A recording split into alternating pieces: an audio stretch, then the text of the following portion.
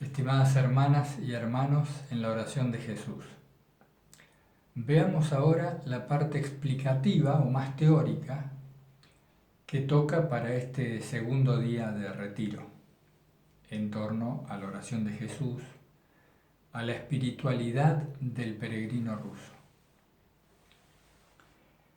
Ayer hablábamos de la íntima relación entre los pensamientos y los deseos. Y veíamos cómo los deseos múltiples, sin importar si estos eran lícitos o pecaminosos, cómo los deseos alimentaban a los pensamientos. Veíamos también cómo los pensamientos son el obstáculo, por una parte, a la práctica de la oración, y por otra, un velo que nos impide percibir la divina presencia en todo lo que existe, en nuestro cotidiano. Decíamos también que aquello a donde aplicamos la atención crece. Y por eso decíamos que no había que atender a los pensamientos. Pelearse con ellos era un modo de atenderlos. Había más bien que sutilmente quitarles la atención, como hacemos habitualmente con las nubes que pasan o con los ruidos de la calle. Profundicemos un poco más este tema, porque resulta que es clave. Es clave para que lleguemos a, por decirlo de algún modo, a entrenar nuestra mente y nuestros hábitos en una concentración en la oración que con el tiempo devenga sin esfuerzo alguno. Porque todos sabemos que lo que es esforzado, tarde o temprano tiene que cesar. Uno necesita descansar de un esfuerzo. Pero si pretendemos orar sin cesar, si queremos la oración continua e ininterrumpida, esta tiene que llegar a ser sin esfuerzo. Tiene que ser, por decirlo de algún modo, nuestro estado natural. Vivir en oración. Entonces, para abordar este tema con seriedad y con continuidad, para que la mente se silencie de una manera cierta, comprobable, y que nos dé aliento incluso a continuar con las prácticas, tenemos que aprender a correr nuestra mirada. ¿Qué es lo que nos sucede habitualmente? Vienen los pensamientos durante el día, digo, no necesariamente en la oración. Vienen los pensamientos y nosotros estamos totalmente identificados, es decir, somos idénticos a ellos. Consideramos la voz interior, a la que llamamos pensamientos, nuestra propia voz. Por lo tanto, permanecemos apegados a los pensamientos que pasan. Un análisis realmente atento a esto que ocurre, un análisis exhaustivo, nos permite comprobar que la mayor parte de los pensamientos son involuntarios, han ocurrido en la mente, no son fruto de una decisión personal. Para darse cuenta de que esto es así, sencillamente tomen asiento, pongan atención y vean cómo a los pensamientos que vienen no les precedió una decisión volitiva de parte de ustedes. Simplemente aparecen. Estoy hablando de la mayoría de estos pensamientos. Entonces, ejemplo, pasa una persona por la calle y si estoy atento me doy cuenta que se estableció un pensamiento de juicio sobre esa persona. Por ejemplo, vino un pensamiento que dijo, qué mal vestida esa persona, le queda muy mal esa ropa, debería haberse vestido de tal otro modo. Pasa una persona conocida, la saludo, me despido y aparecen pensamientos, pero qué demacrada que está. ¿Estará comiendo bien? ¿Estará enferma? No me lo ha dicho, etc. Esto apareció en la mente. Uno no dijo, al momento de saludar a esta persona, uno no dijo, bueno, ahora durante 5 minutos voy a pensar en esa persona y voy a discurrir en torno a lo que a esa persona le sucede. De ningún modo. Nos ha sucedido. Y del mismo modo, y esto es muy importante para la oración de Jesús, del mismo modo nos pasa con las emociones, con los sentimientos, que por lo general, hago la salvedad de decir por lo general, después lo veremos, los sentimientos están absolutamente ligados a los pensamientos. Es más, diría que son lo mismo, solo que el pensamiento es una forma de manifestación más sutil o más mental, y el sentimiento es una manifestación de lo mismo, más corporal, si queremos decirlo así, porque lo sentimos más en el cuerpo. Los pensamientos nos parecen sentirlo en un área más sutil, aunque también los sentimos. Entonces, sucede que llego a mi habitación y encuentro que el florero con las flores está roto. El agua derramada y demás. Se arruinaron unos papeles. Una emoción de ira surge, al mismo tiempo que un pensamiento dijo, esto lo debe haber hecho tal, o el gato. Es decir, aparece un pensamiento y concomitantemente una emoción de ira. En ningún momento decidí, al ver el florero roto, nunca decidí bien, ahora me voy a sentir iracundo y voy a culpar a tal. Es claro, ¿verdad? A veces nos da una desagradable sorpresa si no estábamos atentos a esto anteriormente. Nos produce una desagradable sorpresa comprobar por experiencia y no porque alguien lo diga, que muy poco manejo tenemos de los pensamientos y de los sentimientos. Entonces resulta que nosotros queremos practicar la oración de Jesús y nos encontramos con este fenómeno, con estos hechos, con estas realidades interiores. ¿Qué hemos de hacer? La experiencia de quienes han practicado la oración de Jesús toda su vida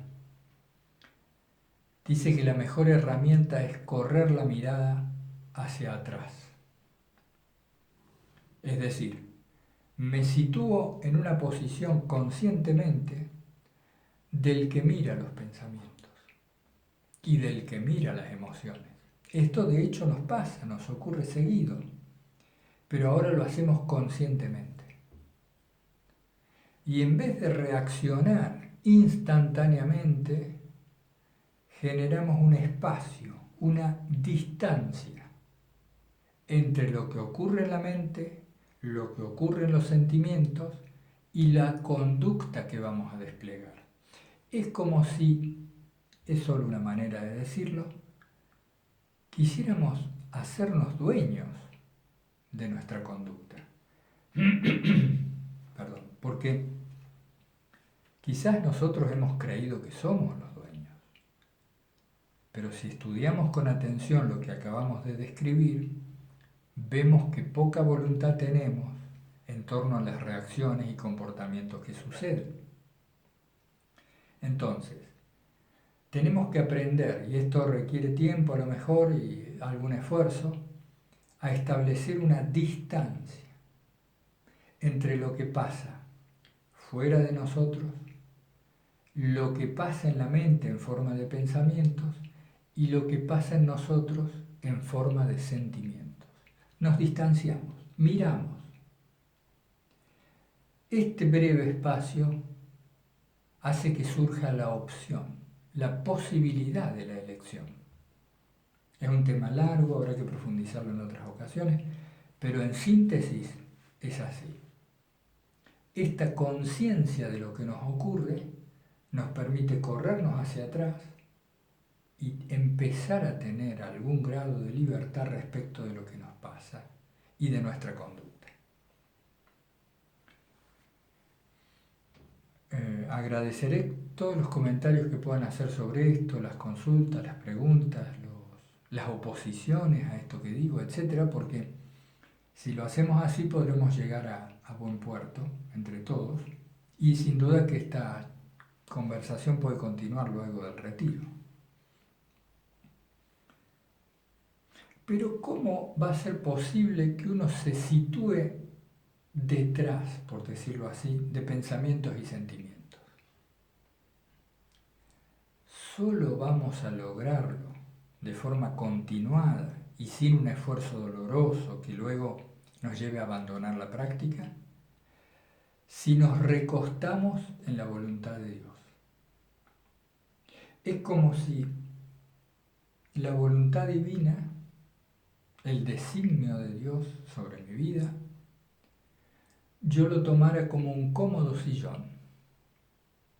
Me recuesto en ese sillón y desde allí, es decir, confiando enteramente en que a estas cosas me ha traído la gracia, en que el Señor me ha guiado y me ha llamado a esta forma de oración.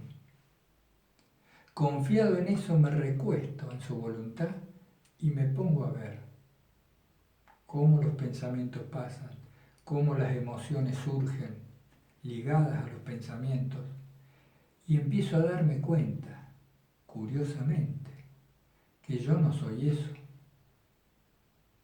que los pensamientos no son mi voz. ¿Acaso yo quise criticar la ropa con la que iba vestida esa persona? ¿Acaso quise enojarme con el gato por lo que él hizo automáticamente y volteó el florero? Y si yo no quise criticar o enojarme, ¿por qué voy a decir que eso es mío? Uno llega a comprobar, no sin cierta sorpresa, que los pensamientos no lo representan a uno, no son mi voz interior. Y los sentimientos tampoco. Uno empieza a descubrir que uno es más bien el Hijo de Dios, ese espíritu, esa chispa que vino del fuego divino, que habita más bien en el interior, detrás de estos fenómenos. Entonces, recostado en esa voluntad divina, uno empieza a desapegarse de estas cosas y surge una libertad para orar. Uno empieza a repetir la oración y a anteponerla a todo pensamiento y luego a todo sentimiento. Y uno permanece en oración, sintiendo una emoción, que bueno, dependerá de cada uno cómo la denomina, pero donde uno se siente más cerca de Dios. Lo diré a mi manera, uno se siente abrazado por la gracia, envuelto en la gracia, acunado por Dios. Sé que es un tema complicado, pero no hay otra manera, no se puede llegar a la oración continua o al menos muy frecuente si no se aborda este tema. Entonces, es preciso reconocer esto y no que alguien lo haya dicho y yo me lo creo, porque además no me lo voy a creer si no lo compruebo. Habiendo comprobado esto por experiencia, uno empieza a acostumbrarse a mirar y a no identificarse con estas cosas. Y en ese espacio distanciado de pensamientos y sentimientos, la oración de Jesús viene a transformarse en el centro. Y van a comprobar poco a poco los pensamientos ceden, esas voces se callan, o al menos se hacen infrecuentes. Y la serena alegría es la emoción preponderante. Y aunque venga la ira o vengan otros humores, rápidamente se desvanecen. Bien, espero que me haya podido explicar. Sin entrega a la voluntad de Dios, no podemos apartarnos de estos fenómenos y no podemos situarnos en esa clara mirada. Y mucho menos podremos hacer de la oración de Jesús nuestra forma de vida, sin recostarnos en la voluntad divina.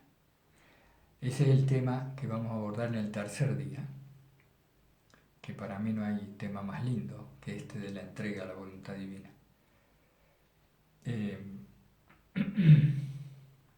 Bueno, espero sus impresiones, sus comentarios.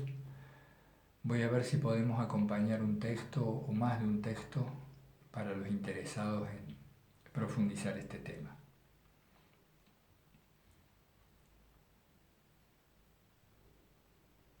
Bueno, que el Señor Jesucristo, que mediante su gracia nos trajo a estos temas, a la búsqueda de la oración de Jesús, nos dé la fuerza y la claridad para seguir adelante profundizando en ello. Muchas gracias.